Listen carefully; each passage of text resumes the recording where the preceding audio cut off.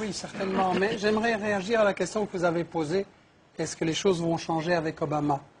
Je pense qu'il faut être nuancé et qu'il y a un aspect positif. Moi, je reçois énormément de questions sur mon site Internet. Obama suscite beaucoup d'espoir. Et l'aspect positif, je pense, c'est que ça n'est pas du tout sans valeur qu'aux États-Unis, avec toute leur histoire raciste, un noir ait été élu à la présidence. C'est une avancée, c'est important. Aussi positif, Obama a été élu parce qu'il a proposé un changement. Il est apparu, en tout cas, comme refusant Bush et le militarisme et la guerre et tout ça. Donc ça, je trouve extrêmement positif. Le problème, c'est que avant que les gens votent pour Obama, Wall Street avait voté pour Obama. C'est-à-dire que vous savez qu'aux États-Unis, les multinationales mettent de l'argent sur les candidats régulièrement. Pour être élu président des États-Unis, il faut recevoir des centaines de millions de dollars.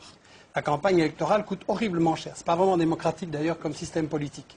Et il faut se demander à qui les multinationales ont donné le plus d'argent.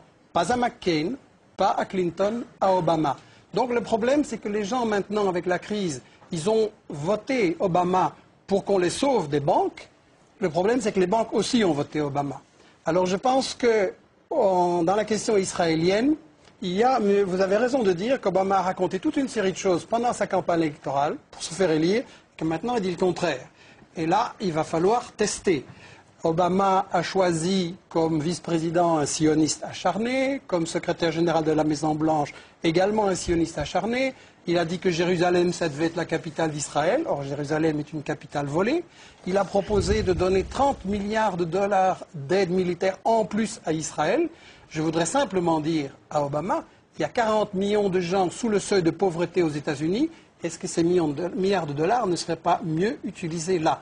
Il y a un énorme problème social aux États-Unis et je pense que malheureusement, d'abord le problème c'est que le pouvoir n'est pas à la Maison-Blanche. Le pouvoir, il est dans les multinationales qui décident cette stratégie et qui décident qui sera président.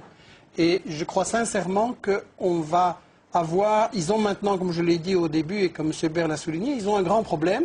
C'est que la méthode Bush, on passe en force, on fait la guerre à tout le monde, ça a échoué. Ça n'a provoqué que de plus en plus d'indignation, de résistance dans le monde. En plus, les États-Unis sont une puissance économiquement en faillite.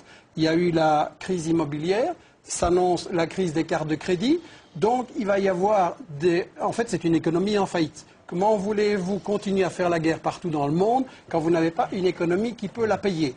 Donc, maintenant, ils sont vraiment dans un désarroi à hésiter entre les tactiques on va jusqu'au bout, on fait la guerre à fond et en avant, ou des tactiques plus intelligentes, comme on a entendu cette version-là, pour essayer de maintenir la domination des États-Unis sur le monde. Moi, je voudrais simplement dire, les États-Unis n'ont pas à dominer le monde. Il ne faut pas se poser la question quelle est la meilleure manière de rester les maîtres du monde. Le monde, simplement, il est en train d'évoluer. Il n'est plus unipolaire avec une grande puissance. Il est multipolaire. La Chine monte en puissance. La Russie a cessé de se mettre à genoux devant les États-Unis. Le Brésil, l'Inde, etc. sont aussi des puissances qui essayent de monter. L'Amérique latine essaye de se libérer. Ça, c'est un monde multipolaire. Je ne dis pas que c'est un miracle. La question riche-pauvre va rester là-dedans. Il restera plein de problèmes. Mais à mon avis, c'est mieux pour résoudre les problèmes du monde, qu'il n'y ait plus un gendarme du monde qui, chaque fois qu'il y a un pays qui veut mener une politique indépendante, vient militairement l'attaquer. Sur l'Irak, que va-t-il advenir de l'Irak une fois que les Américains seront partis? Ils ont annoncé leur départ pendant 3 ans. Déjà, George Bush l'avait annoncé. Robert Baird, l'Irak, qu'est-ce que ça deviendra? Soit la partition du pays ou une guerre civile, les chiites, les Kurdes et les sunnites. Soit une guerre civile. Soit devenir une puissance dans l'orbite de l'Iran aussi. L'Irak est fini. De toute façon. Une telle dimension d'imprévisibilité, d'un côté, on peut considérer que la baisse de la violence en Irak est due au fait que la politique américaine est en train de l'emporter, et ça a des aspects tout à fait vrais. De l'autre côté, on peut dire que les acteurs réels de la scène irakienne se mettent en position en attendant que les Américains s'en aillent pour se confronter dans la bataille définitive. Ce qui est quand même marquant dans l'histoire longue de l'Irak au XXe siècle, c'est qu'il a existé des forces centralisatrices qui ont imposé au reste du pays leur domination. Et apparemment, quand même, il est en train de se reconstituer maintenant une force centralisatrice en Irak. Alors, probablement les Kurdes en seront victimes à moyen terme, surtout que les voisins turcs et iraniens ne demandent que ça, c'est qu'on arrête l'autonomie kurde. Et on peut penser aussi qu'un pouvoir chiite, mais relativement indépendant de l'Iran, peut se mettre en place en Irak. Avec, je pense, dans les prochaines années, l'avènement, mais là ce n'est qu'un pronostic géopolitique d'un Kurdistan non plus seulement autonome, mais indépendant. Avec sans aucun doute des heurts extrêmement graves et violents qui ont déjà commencé d'ailleurs, avec la Turquie, mais également l'Iran, surtout la Turquie. Mais je pense qu'on néglige la puissance revendicatrice et nationaliste des Kurdes, qui sont plusieurs millions en Irak, qui sont une trentaine de millions dans le monde entier, étalés sur 5 pays différents. Et je pense réellement qu'on verra l'avènement de cette indépendance kurde. Michel Collomb, sur l'Irak elle-même Écoutez, quand je suis allé au moment où Bush a commencé à menacer l'Irak en 2002,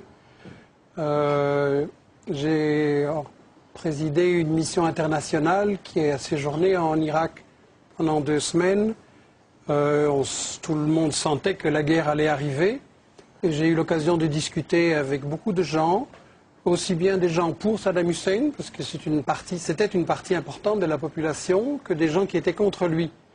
Et des deux côtés, on m'a dit, les Américains, puisqu'ils disent les Américains pour désigner les États-Unis, les Américains, ils peuvent entrer, mais ils ne sauront jamais comment sortir.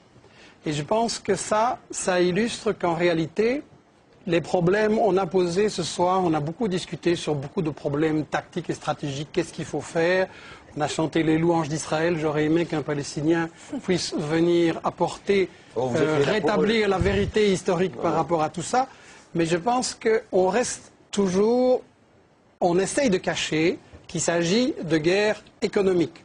On nous dit, c'est pour la démocratie, c'est contre les armes de destruction massive, etc. Je regrette. Mais la démocratie, quand vous tomber sur un gouvernement élu démocratiquement, mais qui ne se met pas à genoux devant les États-Unis et devant Israël, comme vous faites, vous le renversez et même vous l'assassinez.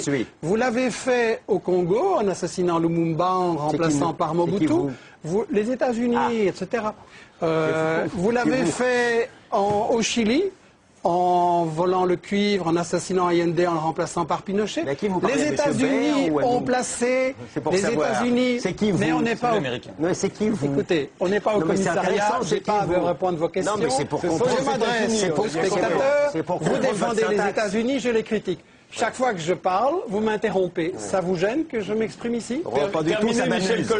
Ça m'amuse. S'il vous plaît, de ne pas m'interrompre. Vous êtes un exemple emblématique de l'obsession anti-israélienne et anti-américaine. Vous êtes un exemple emblématique du racisme d'Israël. Non plus. Et voilà, avec ça, on n'en sort pas. Je suis d'accord avec le racisme d'Israël, mais je ne suis pas d'accord avec la politique israélienne, ça c'est sûr. C'est une tactique classique de débat télévisé. On jette une peau de banane pour que l'autre ne puisse pas aller jusqu'au bout. Vous le faites vous-même très bien. Qu'on ne puisse pas aller jusqu'au bout et que les gens ne puissent pas entendre ce que j'ai à dire. Je voudrais simplement dire que vous avez éliminé une série de gouvernements démocratiquement élus parce qu'ils ne vous plaisaient pas et qu'ils ne se mettaient pas à genoux devant vous. Dans chaque pays d'Amérique latine, vous avez fait un coup d'État militaire, dans chaque pays d'Amérique latine. Et au Moyen-Orient, excusez-moi, mais vos modèles, c'est l'Arabie Saoudite, le Koweït et des régimes pareils. Parlons-en alors de votre obsession de la démocratie. Je pense simplement, en matière de conclusion, que si on cesse d'intervenir en tant que grande puissance en disant le pétrole est à nous, le Moyen-Orient c'est à nous à décider ce qui s'y passe, les problèmes pourront progressivement se résoudre.